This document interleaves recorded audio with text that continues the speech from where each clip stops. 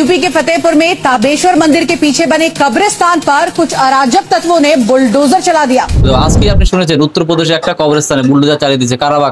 কেউ জানে না কেন প্রশাসন কি চুপ অলরেডি নওশাদ ভাইজান চলে গেছে দিল্লিতে বড় ভাইজান লাভছে রাস্তাতে এবং অর্থাৎ অভিষেক বন্দ্যোপাধ্যায় ভয় পেয়ে গেছেন কিন্তু কাকে ভয় দেখেছেন যে ভাইজান 42 দিন জেল কাটার পরেও ভয় করেননি আর বড় ভাইজানের স্লোগান শুনেননি আমরা কারা নওশাদ ওকে নওশাদ এখানে কে নওশাদ সেখানে কে নওশাদ অর্থাৎ একটা নওশাদকে আটকে পাবেন না রক্ত দিয়েছে স্বাধীনতার জন্য আরো একবার রক্ত দেবে সাধারণ মানুষের ওয়াকফ সম্পত্তি রক্ষার জন্য বিজেমূল বিজেপি আর টিএমসি এর একসঙ্গে বিজেমূল দুটোরই জন্ম হয়েছে একটা মায়ের সন্তান থেকে একটা মায়ের পেট থেকে তার নাম হলো আরএসএস সে আরএসএস থেকে একটা জন্ম হয়েছে বিজেপি আর একটা জন্ম হয়েছে এই দিদির টিএমসি পাড়ায় পাড়ায় নওশাদ মোড়ে মোড়ে নওশাদ আরে দেখেন না 14 তারিখে কলকাতার বুকে কি হয় ধোঁয়া উড়ে যাবে কলকাতার বুকে ওদিন ধুলো উঠবে কলকাতার বুকে মুসলিমদের সম্পত্তি ওয়াকফ সম্পত্তি কেন্দ্র সরকার বিল পাস করে তাদের দখলে নিচ্ছে কি বলবেন দেখুন এটা তো স্বপ্নের চিন্তা নয় বা ভাবনার বিষয় না আগে থেকে আমরা জানতাম এটা হবে কারণ বিজেপি জব থেকে কেন্দ্রে এসে বিজেপির একটাই কাজ হচ্ছে মুসলিমকে ধ্বংস করা এবং ওয়াকফ বোর্ডকে ধ্বংস করা শুধু ওয়াকফ বোর্ড নয় দিনের পর দিন দেখতে পাচ্ছি মুসলমানকে ধ্বংস করছে ওয়াকফ বিল যেভাবে আপনাকে পাশ করলো পাশের মাধ্যমে মূল উদ্দেশ্য কি আপনার কবরস্থান আমার কবরস্থান আপনার মন্দির মসজিদ সাধারণ যে মুসলমানদের যে ধর্মগ্রন্থের মধ্যে যেগুলো পড়ে আর কি যে মসজিদ আছে মাদ্রাসা আছে সেগুলোকে ধ্বংস করে দেওয়া আজকেই আপনি শুনেছেন উত্তরপ্রদেশে একটা কবরস্থানে বুলডোজার চালিয়ে দিয়েছে কারা কেউ জানে না কেন প্রশাসন কি চুপ কেউ জানে না আজকে এটা আমার বাপদাদার দান করা সম্পত্তি এই দান আমার জন্য কাজে ব্যবহার হবে এবং সাধারণ মানুষের জন্য ব্যবহার হচ্ছে তাদের জন্য আলাদা আইন আছে আলাদা কোর্ট আছে তারপরেও আজকে কেন্দ্র সরকার নিয়ে নিচ্ছে আপনি মনে করবেন না এটা যে আপনি আইন পাশ করে থেমে গেছেন বা আপনি আইন পাশ করে জয় হয়ে গেছেন আইন পাশ করলে জয় হওয়া যায় না অলরেডি নওশাদ ভাইজান চলে গেছে দিল্লিতে বড় ভাইজান লাভছে রাস্তাতে এবং আমরা সাধারণ মানুষ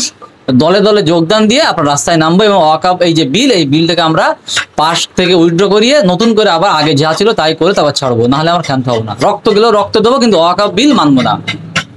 নওশাদ সিদ্দিকী কোন এক সাংবাদিকের বক্তব্যই মন্তব্য করে যে ওয়াকফ বিল যেখানে পাস হয়েছে সেখানে অভিষেক ব্যানার্জি ছিল কিনা সন্দেহ সেই বিষয়ে আবার আজকে অভিষেক ব্যানার্জির আইনজীবী নওশাদ সিদ্দিকীকে নোটিশ পাঠিয়েছে যুবরাজ ভয় পেয়ে গেছেন ভাইজান বললেন না যুবরাজ কিচ্ছু না যুবরাজ ভয় পেয়ে গেছেন তিনি তো বলেছেন কোট আনকোট যে আমি কিন্তু জানি না আপনার কি শিওর মিডিয়াকে জিজ্ঞাসা করেছেন যে আপনার কি শিওর তিনি জাননি যদি তিনি না গিয়ে থাকেন তারপরে তিনি বলেছেন অর্থাৎ অভিষেক বন্দ্যোপাধ্যায় ভয় পেয়ে গেছেন কিন্তু কাকে ভয় দেখেছেন যে ভাইজান 42 দিন জেল কাটার পরেও ভয় করেননি যে ভাইজান তার দলে তিনটে মানুষকে হারিয়েছেন যে ভাইজান তার দলের বিভিন্ন মানুষকে একের পর এক কেস খাইয়েছে তারপরও সে ভাইজান ভয় পায়নি আপনি ভাইজানকে ভয় পাচ্ছেন আর বড় ভাইজানের স্লোগান শোনেননি আমরা কারা নওশাদ ওকে নওশাদ এখানে কে নওশাদ সেখানে কে নওশাদ অর্থাৎ একটা নওশাদকে আটকে পাবেন না প্রতিটা পাড়ায় পাড়ায় প্রতিটা গ্রামে গ্রামে প্রতিটা বুথে বুথে নওশাদ সিদ্দিকী কেন্দ্র সরকার এই ওয়াকফ বিল পাস করছে পাস করার সাথে সাথে মসজিদ এবং কবরস্থান কিন্তু বুলডোজার চালিয়ে তারা দখলে নিতে শুরু করে দিয়েছে তাহলে কি মুসলিমের যত পুরনো ঐতিহ্য সবকে মেটাতে যাচ্ছে মুসলিমের ঐতিহ্য মেটাতে এটা তো মূল উদ্দেশ্য শুধু মুসলিম ঐতিহ্য নয় ভারতবর্ষের ইতিহাসটাকে বিকৃত করছে আজকে ভারতবর্ষের যখন স্বাধীনতা হচ্ছে তখন 20 লক্ষ আমাদের আলেম শহীদ হয়েছেন এই ভারতবর্ষের বুকে রক্ত দিয়েছেন আলেমরা এই ভারতবর্ষ বাঁচানোর জন্য লড়েছেন ইমামরা আর সেই ইমামদের কবরস্থান যেখানে আছে মুসলিমদের কবরস্থানের উপর তিনি অ্যাটাক করছেন মাদ্রাসার উপরে অ্যাটাক করছেন মসজিদের উপরে অ্যাটাক করছেন আপনারা কিন্তু আমরা ছেড়ে দেবো না জোর গলায় বলছি এখন এই আইনকে উদ্ধৃত করুন না হলে কিন্তু আমরা দলে দলে রাস্তায় নামবো রক্ত দিয়েছি স্বাধীনতার জন্য আরো একবার রক্ত দেবো সাধারণ মানুষের ওয়াকফ সম্পত্তি রক্ষার জন্য তারপরেও কিন্তু আপনার আইনকে আমরা মানবো না যেভাবে কৃষি বিলে আপনাকে প্রত্যাহার করতে বাধ্য করেছিলাম ঠিক সেইভাবেই এই ওয়াকফ বিলকেও প্রত্যাহার করতে আপনাকে বাধ্য করবো কেন্দ্র সরকার কোন এমপি বলছে যে এই বিল মুসলিমের ভালোর জন্য বিল পাস করা হয়েছে কে বলেছে মুসলিমের ভালোর জন্য আর ভাই আমার বাবার সম্পত্তি আমার দাদার সম্পত্তি সেই সম্পত্তি আদিনার নির্দিষ্ট আইন ছিল সেটা আমার কি অন্যের কিভাবে সেটা নির্দিষ্ট আইন ছিল আজকে পাশ করার সঙ্গে সঙ্গে ডিএম এর হাতে চলে গেল অর্থাৎ কি আমার কবরস্থানে একটা মানুষকে মাটি দিতে গেলে আগামী দিনে এমন কোনো নোটিশ জারি করবে যে মাটি দেওয়ার আগে ডিএম থেকে পারমিশন নিয়ে আসতে হবে আজকে আমার যে মাদ্রাসা সেখানে ওঠার আগে হয়তো ডিএম কে পারমিশন নিতে হবে আমার যে মসজিদ আছে সেখানে কোনো একটা অনুষ্ঠান করতে গেলে ডিএম এর পারমিশন লাগবে নতুন কোনো ওয়াকফের উপরে কোনো কাজ করতে গেলে ডিএম এর পারমিশন আরে ভাই ডিএমটাকে সে জেলার অভিভাবক আমরা জানি কিন্তু জেলার অভিভাবক ওয়াকফ সম্পত্তি অভিভাবক মুসলিমরা ওয়াকফ সম্পত্তির অধিকারী আমরা আর অভিভাবক যখন আমরা বুঝবো সেখানে মসজিদ হবে না সেখানে মাদ্রাসা হবে না সেখানে কবরস্থান হবে না সেখানে আমরা গিয়ে শুয়ে থাকবো সেটা আমাদের জমি আমরা বুঝবো ডিএম কে তার হাতে একটা দিয়ে দেওয়া হবে এটা আমাদের ভালোর জন্য হচ্ছে মুসলিমকে শেষ করার জন্য ওয়াকফ সম্পত্তি ওয়াকফ বিরুদ্ধে যে বিল নিয়ে এসছে ওয়াকফ সম্পত্তির ভোটাভুটিতে তৃণমূল কংগ্রেস তথা শাসক দলের 3 এমপিকে দেখা যায়নি সাধারণ বিষয় তো। গড়হাজির হওয়া, অন্যরা যারা গিয়েছিল প্রচন্ড চাপে গিয়েছেন, এদের তো বাইনারি না, বিজেমূল, বিজেপি আর টিএমসি একসঙ্গে বিজেমূল। দুটোরই জন্ম হয়েছে একটা মায়ের সন্তান থেকে, একটা মায়ের পেট থেকে, তার নাম হলো আরএসএস। সে আরএস থেকে একটা জন্ম হয়েছে বিজেপি আর একটা জন্ম হয়েছে এই দিদির টিএমসি। ওই জন্যই তারা সেখানে যায়নি। তিনটে ব্যক্তি ভোট গেলেন না। আজকে যদি আপনারা ভোটে যেতেন, আমরা যে আজকে নওশাদ ভাই দিল্লিতে বসে আছেন, কেস করছেন সুপ্রিম কোর্টে, ভোটাভুটির উপরেও নির্ভর করবে রায়টা, আপনারা তিনজন গেলেন না, বাড়ি শুয়ে থাকলেন। আপনাদেরকে ভোট করতে পাঠিয়েছিলাম, ভোটে জিতে পাঠিয়েছে এই জন্য জনগণকে বুঝতে হবে এই ধরনের নায়ক নায়িকা, এই ধরনের সারা বদ ঝাড়া জোচ্চোর যারা, তাদেরকে ভোট দিয়ে যদি উপরে পাঠানো হয় ঠিক এমনই হবে। যখনই কোনো ধর্মের উপর আঘাত আসবে এরা চুপ করে শুয়ে থাকবে এবং মুসলমানদের আপনার ভোটের সময় ব্যবহার করবে, পরে ছুড়ে ফেলে দেবে। আরে দেবেই তো, এই দিদি তো বলেছিল আমরা দুধের গায়ে, অর্থাৎ দুধ দেওয়া হয়ে গেলে লাথি মেরে সাইড দিয়ে দেবে, ব্যাস সেটা স্বাভাবিক, ভোট তো হয়ে গেছে। নওশাদ সিদ্দিকী দিল্লি যাওয়া নিয়ে শাসক দলের কিছু নেতা কটাক্ষ করছে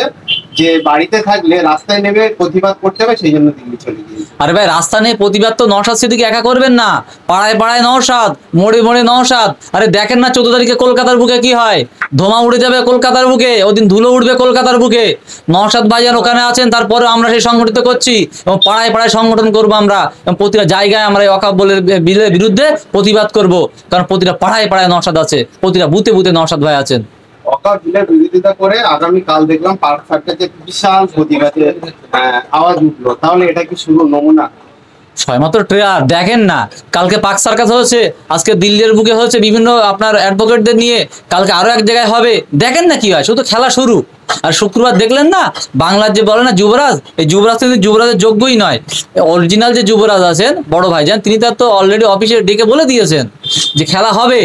কলকাতার বুকে খেলা হবে। যাকে বাংলা যুবরাজ বলা হয় অভিষেক ব্যানার্জি, তাকে এই বিল পাস নিয়ে তেমন কোনো ভূমিকায় দেখা গেল। আরে কে যুবরাজ? যখন কোনো রাজার রাজত্ব চলে তখন যুবরাজ বলা হয়। এ তো বাংলার বুকে রাজত্ব চলছে না, এখানে তো ভোটাধিকার চলছে, এ তো গণতন্ত্রের সরকার। হ্যাঁ, গণতন্ত্র নেই আমরা জানি, কিন্তু গণতন্ত্রের যে সরকার যখন চলবে সেখানে যুবরাজ বলে কেউ নয়। ওর থেকে বড় যুবরাজ যে বাংলা খেটে খায়, ওর থেকে যুবরাজ যে ভ্যান চালিয়ে খায়, ওর থেকে বড় যুবরাজ হচ্ছেন যে রক্তে ঘামিয়ে, রক্তে ঘামানো টাকা দিয়েছে, ভাত দেয়। আপনার কয়লা চোর তো তিনি যুবরাজ হতে পারেন না, শিক্ষা চোর তিনি যুবরাজ হতে পারেন না, চাল চোর তিনি যুবরাজ হতে পারেন না, মানুষের রক্ত খেকো যুবরাজ হতে পারেন না। এই ওয়াকফ সম্পত্তি যে বিজেপি সরকার পাস করে নিচ্ছে, এতে কি শুধু বিজেপি সরকারই দায়ী নাকি? কেন বিজেপি সরকার দায়ী হবে? বিজেপি সরকারের সঙ্গে বিজেপি তোষক যারা তারাও দায়ী, আমাদের রাজ্যে যে সরকার তিনিও দায়ী, কারণ তিনি তাদেরকে সেই সুযোগ দিচ্ছেন, সুযোগ দিয়ে তাদের তুলে দিয়েছেন অতগুলো এমপি, তাই তারা পাস করছে। শুধু তাই নয়, আজকে তো তাদের সঙ্গে যারা মিলিত আছে, বুঝতে পারছেন তো বিহারের নীতিশের বাবুর অবস্থা কি, দাঁড়ান না নীতিশ বাবু কোথায় যায়। এই বিল প্রত্যাহার না করা পর্যন্ত আমরা ছাড়বো না। আপনার জেলে যেতে হলে জেলে যাব, রক্ত দিতে হলে রক্ত দেবো, তারপরও এই বিলকে প্রত্যাহার করাবো। বাংলার মুসলিম সমাজের জন্য কি বার্তা? মুসলিম সমাজের জন্য একটাই বার্তা দেবো, দেখুন এই সম্পত্তি কিন্তু আমার আপনার, অন্য কারণ নয়।